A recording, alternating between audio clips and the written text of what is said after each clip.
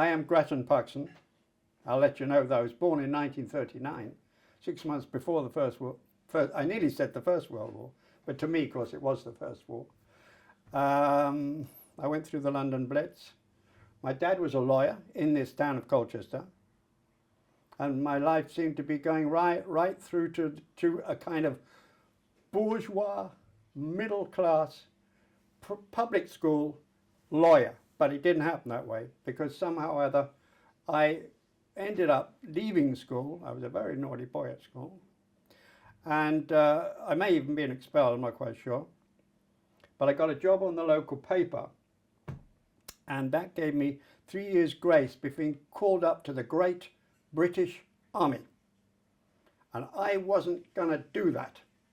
I was already a bit of a ban the bomber. I was against the military might that we see coming together today, which is very frightening and terrifying. And I got my papers to go for my national service. And I went off. I nearly used a bad word, but I made it over to Ireland, and that's where I got in with the travellers. But that didn't happen completely straightforwardly, because what first happened was I got a hold of an old wagon and put it up on a bit of a property in a place called Kilmainham, right next to the jail where they shot 1916, the leaders arriving, the rising there.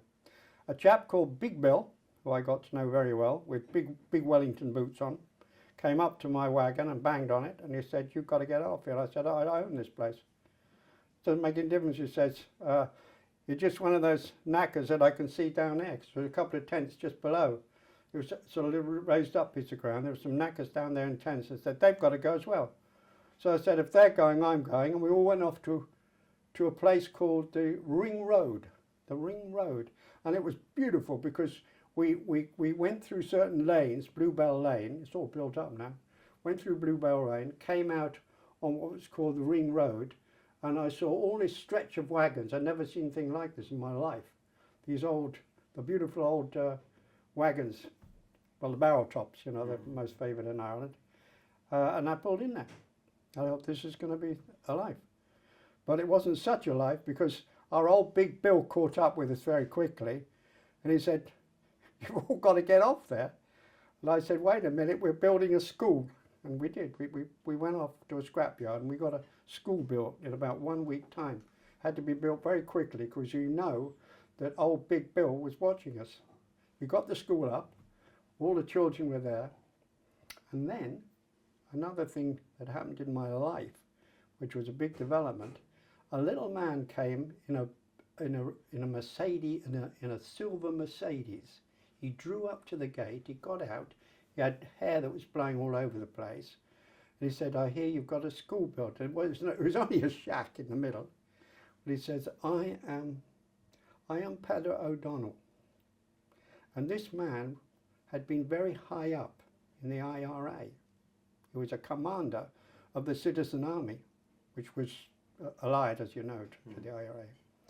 And he said, "I'm going to bring some lads up here, and we're going to help you out." So this sounded good. Well, there was a hell of an eviction, and we clung on in the school. Big Bill put a chain around the school and was going to pull the roof down on top of us. So we said, "All right, enough is enough. We'll pull off at 2 o'clock. And we went down, if you know Dublin, it was only about 3 miles down the road to a place called Walkingstown, but it was already evening. But there were 18 wagons, horses, dogs running around us, kids crying already. We got into Walkingstown as it got dark, and it looked as if we just had to pull onto a lay-by on the Long Mile Road, which was going to be very hazardous to the children. But a little chap and I ran ahead, and we could see a bit of land, just a scraping of land. It was only like from here to that house. So we pulled some fence down, and we all got in there. Great. It was about 7 o'clock in the night. It was winter time. And believe it or not, a squad car turned up, and I will swear blind that the inspector was drunk.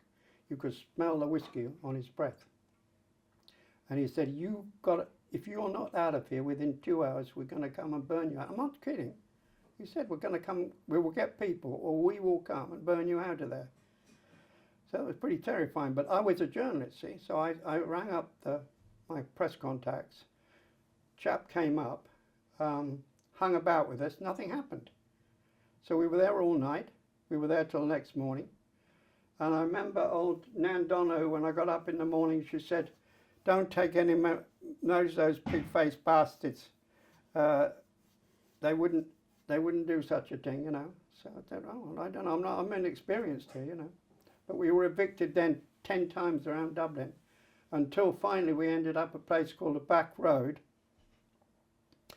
which was right on the edge of the county, because the purpose of Dublin Corporation, which incidentally had burnt our school down and destroyed a number of huts and people's clothes and all that kind of thing. We've been driven around the town, all over the place, walking us down, was only one of them. But we were on the back road. Now, this back road is a little thin bit of a lane, so thin that we had to push the wagons right up against the hedge because the gaffers came down, the police came down there, the guards, and they measured everything up. And they said, we're going to prosecute you lot. It was a weekend. Prosecute you lot. We're going to shift it up there. So we were all standing at a big farm gate and looking over this land, and there was 26 acres of unoccupied land. Just a great big expanse of grass and a few old weeds and thistles growing there. And I said, we'll have to go in here. So we pushed the gate open. That was the beginning of Cherry Orchard. My wagon went in first. And there we built another school.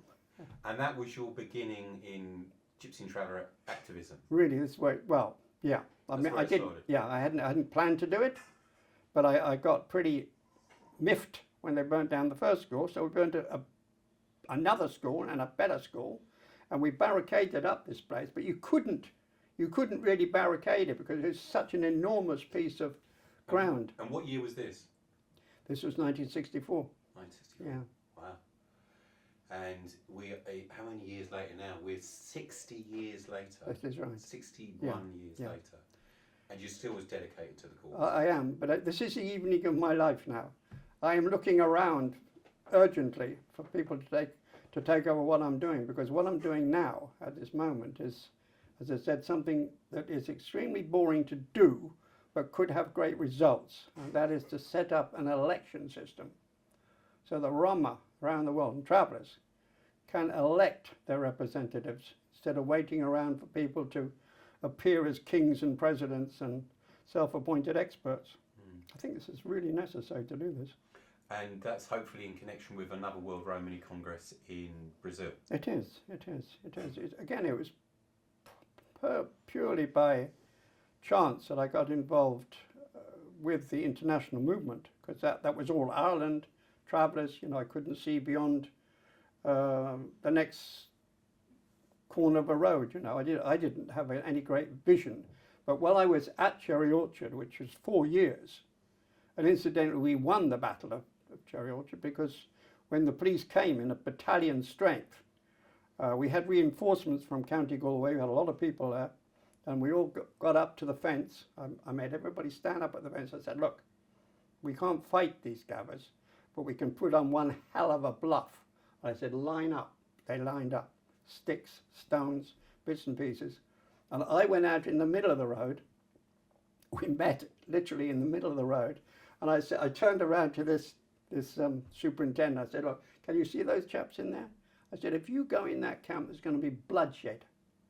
Well, as it happened, it was a private piece of land, and the owners, the directors of the company who owned the land were there. They didn't want a bloodshed. You know, that was going to be too much for them. That's how we won.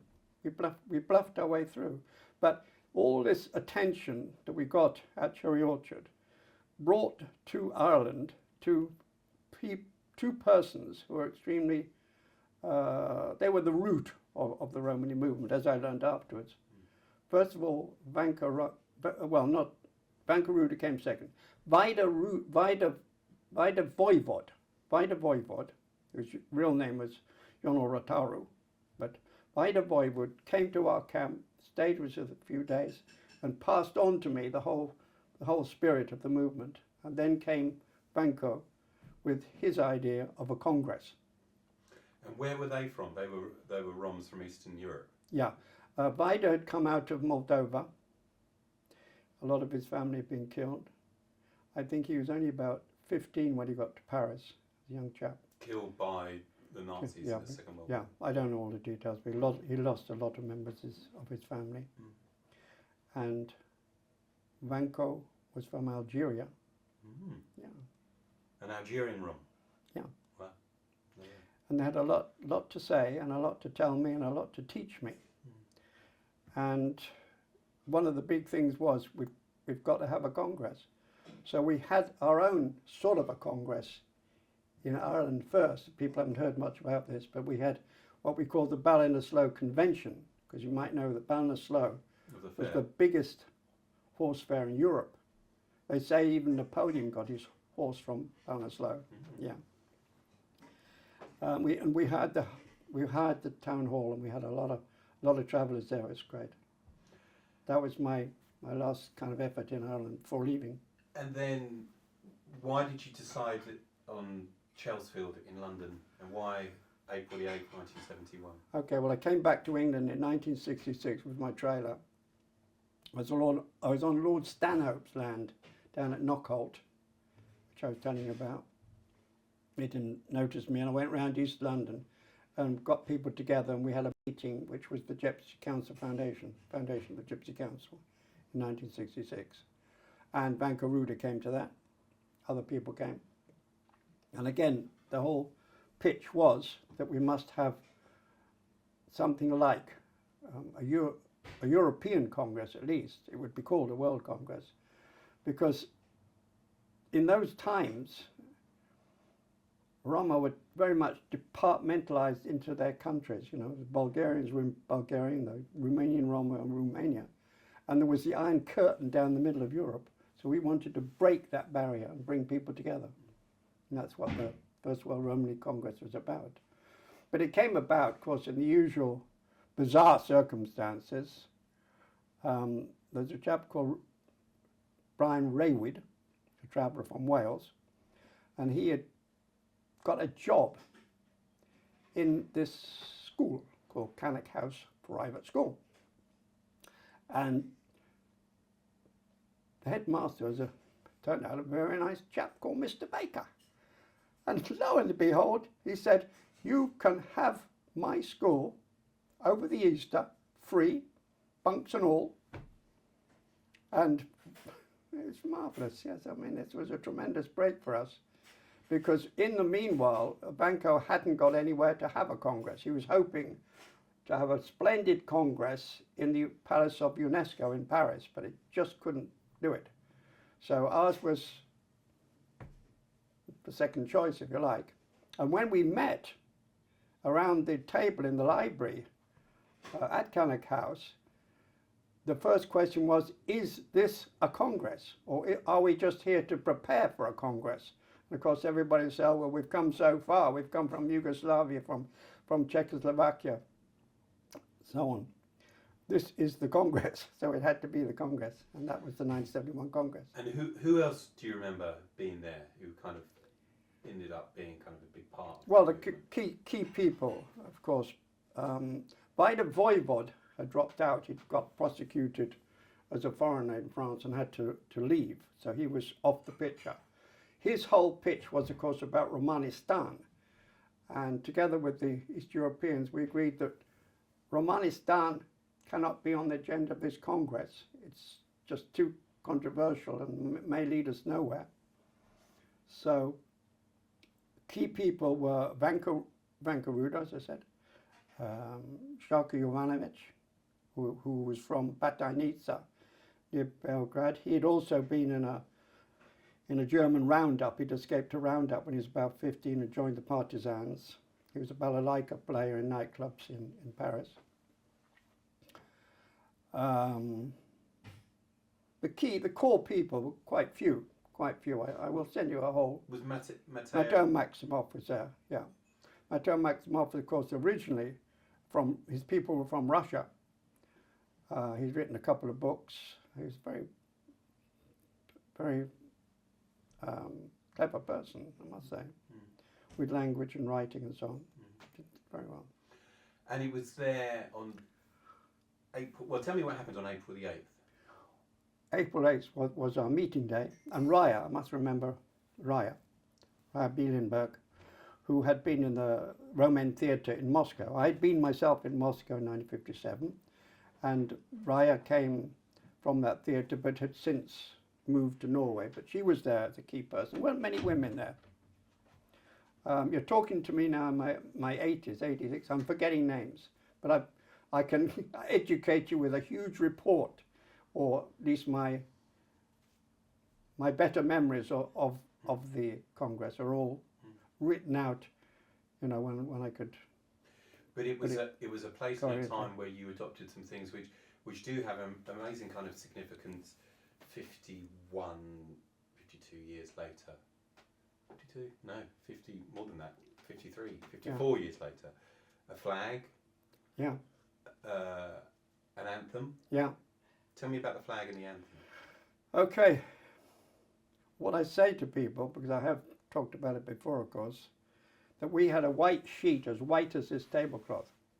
We could do anything, you know, because there hadn't been anything previously done much, except before the war. You have to mention that there was a flag before the war. Just a plain blue and green flag. But here we knew that we were doing something sensational, something that would last. And though there were few of us, we would do it, and we did it. And we had with us friend Rishi from the Indian Embassy. He came as a personal. Some people believed the Indian Embassy supporters. They didn't, but Rishi came as a private person, and there was some discussion about what should go onto this flag, since it seemed a little bare with just the sky and the earth. Should it be a fire? Should it be a star? It should be a wheel, the chakra, because he said this links you back to India. Now that was quite extraordinary at the time, because of course the idea of connection with India has grown immensely over these 50 years. So the flag got its red chakra. That's how it came. And it was always intended, more as a connection with India than as a symbol of travelling or nomadism? It serves all purposes to anybody who wants it in that way. It's got a multi-purpose wheel. It travels and it stays where it is, and it has great symbolism. And why red? No idea, except fire, and it looked good on the colours. I shouldn't say that frivolously, but you know, it looks good there. It's not the black wheel that's on the Indian flag. It's a red wheel. Perhaps it was a reflection of the socialism in Eastern Europe, because of course it was a very strong element coming out of Yugoslavia. But nobody spoke of colours. Somehow or other, it came to be a red flag. And a red wheel on a. And the anthem, Jalem Jalem, how did that come to the fore? Right, there's a very good story behind that, because this Congress, and I think every Congress should be like this, is not just a talking shop. It's got to do something significant and put up a battle at the time of its happening. And our battle was that 3 children had been burned to death after being evicted from a place called Slacky Lane in Walsall. Walsall was the bad patch. Interestingly enough, of course, not far away. When I said the word patch, I immediately think of Charlie Chaplin. Not far from the patch where Charlie Chaplin was born, the black patch, there was all kinds of battles going on for travellers. And these 2 children had been burnt to death. So the whole Congress fitted into one bus and went up through the Midlands, through Birmingham, up to Walsall. And we made the biggest row we could in I can't say I would love to say we stormed the police station and broke a few windows, but we didn't. But we did go in there with a big voice, because we had 2 brothers from Czechoslovakia, Miroslav Holomak, Thomas Holomak, and one of them was a military prosecutor. So he led that delegation, and I think he did put the frights on the police in there because they had no warning of our coming. So we kind of made a bit of a crowd in the police station and a fuss over that. And there were 3 children that died during an eviction. They did. They were pulled onto the side of the road, and the trailers went on fire. And they were Irish travellers, or? Yeah, but it's all mixed up, you know. I know you want to separate from others, but I mean, there were the Prices there, the Furers, there was all kinds of people in the Midlands camping together, very much together, as in Ireland, of course. Yeah. Although overwhelming, you could say, here we're Irish travellers, go back thousands of years as metal workers, but there's so much travelling alongside and intermarriage between the peoples. So the community was evicted were Irish and Roman travellers that were in the Midlands that at that was time. that place, Slackley Lane, was used by all travellers at that time, and of course Balsall Heath and all those places. We had several battles, like the Battle of Brown Hills later on, but we're missing the point. We've got off the point of what happened to Jalem. They got left behind. On the way back on the bus, Jarko was there with his balalaika, thrumming away with a few Yugoslavs around him, and he was producing Jalem. And he said, "I'm ready." And it got us all to start singing. You know, we had to sing Jalem on that bus coming back to Cannock House, and that's how it was born. And so he wrote that on the bus on the way back? He wrote on Wow, it. okay. Yeah. Okay. But that... I'm not saying he didn't have some of that text prepared, but he certainly finished it out, and there he was writing it up, you know. Ikali Legia and all that. Yes, because it references, well, it's I walked, and I met many happy gypsies, but it also references the Second World War and the Holocaust. What do you think of it now, looking back? Has it fulfilled its promise? That Congress, the symbols that it came up with, the ideas that it came up with. It laid a foundation which is still very much respected, but it also lost its way. It couldn't do what it needed to do. There was no way, but it laid down the tools for doing it. It laid down the flag. Roma Nation Day, which I still argue about because it's become, through the EU, the International Roma Day, but how can it be international when it's about a nation? So I would like gently and roughly to pull people down to the foundation idea that 8th of April is Roma Nation Day. And of course we also had one other thing there, didn't we? We had Roma Nation Day, we had the flag, we had Jalem, yeah.